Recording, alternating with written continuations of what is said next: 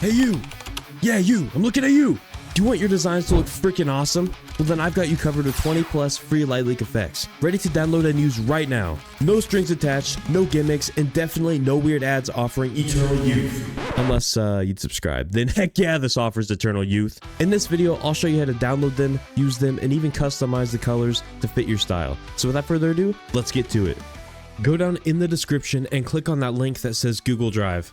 It will take you to the light leak folder on my Google Drive. Then it should look like this. Here you can click on the three dots and click download on the folder, or you can go into the folder, find the ones you want, right click on them and download them individually. I left a notepad document that shows you how you guys can use this, but I'm going to show you guys right now. So once you have your desired image ready to go for the light leak, all you want to do is go to that folder and let's just click on one of them and download them. So we'll go with this one right here, Light Leak 5, download that. And then all you want to do is go to your folder where you downloaded it and bring it into your project by dragging it in. You'll see it has a black background, and there's actually a few of them that do have that as well.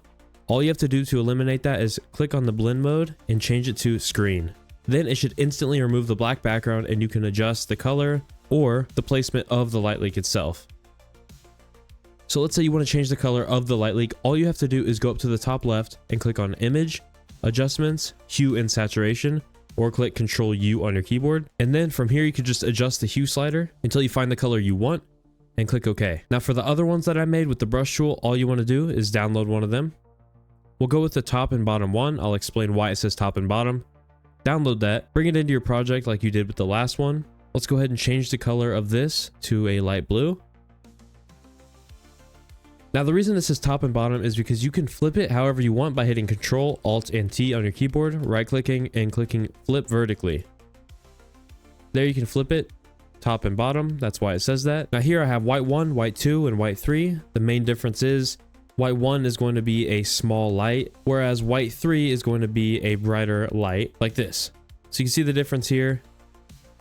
Now I'm going to show you guys how you can make these yourself super easily. They really enhance your images, so I would highly recommend you guys download this pack and use it for yourself. So how I made this was pretty easy. All you want to do is go to your brush tool on the left side of your screen and adjust the size of it with Alt and right click while you drag your mouse.